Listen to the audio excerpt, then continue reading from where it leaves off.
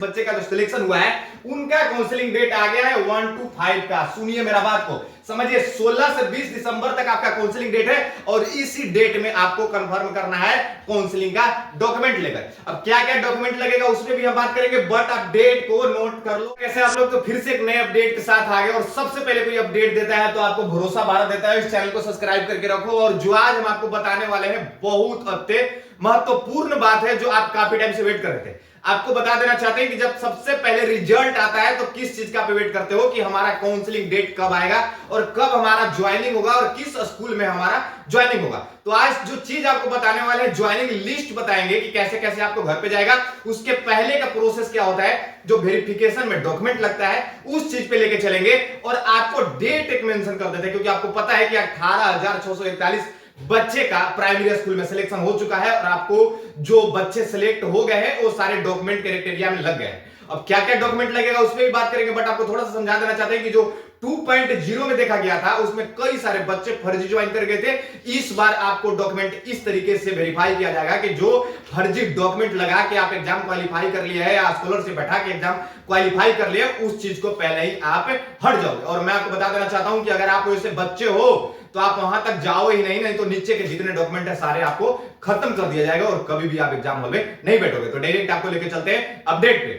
आपको पता है कि प्राइमरी स्कूल का जो रिजल्ट डेट है प्राइमरी स्कूल का है 9 to 10 बच्चे का जो रिजल्ट है उसका भी मैंने वीडियो बना रखा है इस चैनल पे। और जो बच्चे नहीं देखे होंगे, जो नए जुड़ रहे हैं, वो जाके देख लो, क्योंकि उनके लिए सबसे ज्यादा बेनिफिट होगा रिजल्ट का टाइमिंग का और रिजल्ट का डेट का। तो आपको फिर भी क्लियर कर देते हैं इस वीडियो में कि जो रिजल्ट आएगा 9 to 10 का और 11-12 का जो हाई स्कूल के बच्चे हैं उनका जो रिजल्ट होगा 5 से 10 दिसंबर तक होगा। उनका जो काउंसलिंग डेट होगा 2 दिन के अंदर कंफर्म कर दिया जाएगा, क्योंकि 12 तक आपका काउंसलिंग डेट स्टार्ट कर दिया जाएगा। क्योंकि आपको पता है कि ये सेशन काफी लेट हो चुका है और रिकवर करने के लिए जितना जल्दी करा सके बच्चे को ज्वाइन कराएगा।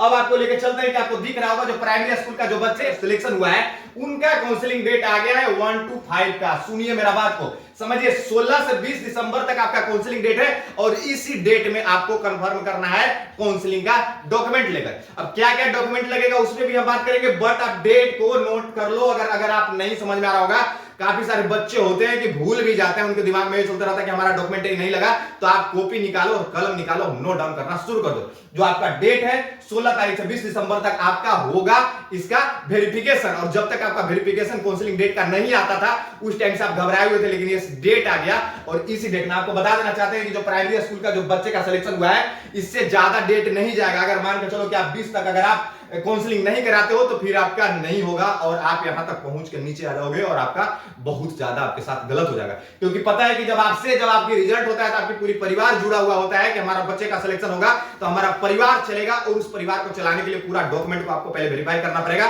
तभी आप वहां तक चलोगे। लेकिन क्या क्या क्राइटेरिया लगेगा उस पर भी हम आपको लेके चलते हैं, सिर्फ आप डॉक्यूमेंट पे चलो। डॉक्यूमेंट पे लेके तो पीछे दिख रहा होगा कि क्या क्या डॉक्यूमेंट का है जो हमने पोस्टर एक तैयार किया है। पहला होता है कि डॉक्यूमेंट कौन कौन लगेगा, ये चीज हो गया।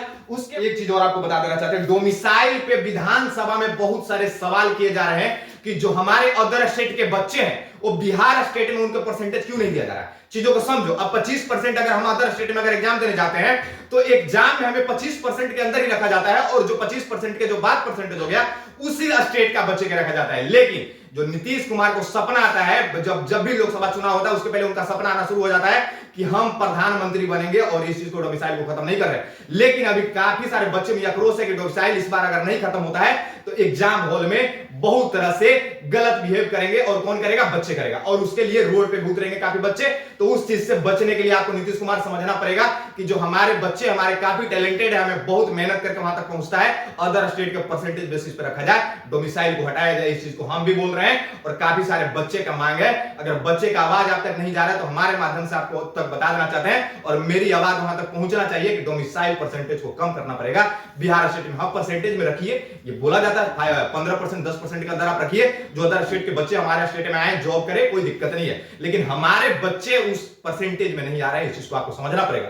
लेकिन आपको हम डॉक्यूमेंट पे लेके चलते हैं। डॉक्यूमेंट ईरर जो दूसरा प्रोसेस हो गया, पहला डॉक्यूमेंट कौन कौन लगेगा? Document error. अगर आप मान के चलो कि कोई भी एप्लीकेशन या फॉर्म अगर डालते हो तो आपको पता है कि डॉक्यूमेंट अगर सबमिट करते हो तो ईरर हो जाता है, वो एक वेरीफाई कर लेना होगा।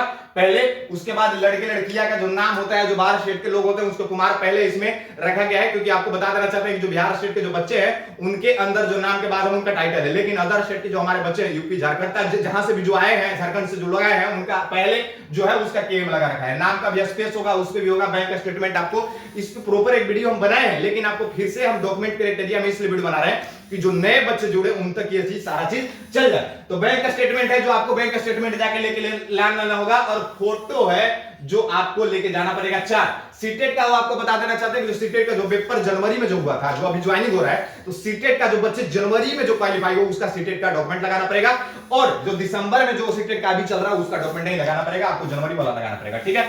और सीटेट अदर स्टेट का जो कितने नंबर पे आए हैं, अदर स्टेट पे भी जो बच्चे होंगे वो भी सीटेट दिए होंगे, क्योंकि यूपी झारखंड जो बच्चे हमारे बिहार में आके एग्जाम क्वालिफाई किए हैं उनके लिए बहुत बहुत बधाई देना चाहते हैं, लेकिन उनका भी सीटेट जो नंबर होगा वो भी उसका डॉक्यूमेंट हमारे स्टेट में लगाया जाएगा इस चीज को। अब अदर कैटेगरी के जो बच्चे हैं वो मान के चलो कि ओबीसी एससी एसटी में जो बच्चे आते हैं उनके लिए तो भाई जातीय आवासी बनाना पड़ेगा, जो जनरल के बच्चे हैं उनके लिए तो जातीय आवासी कोई परसेंटेज नहीं मिलता है, बनाना पड़ेगा।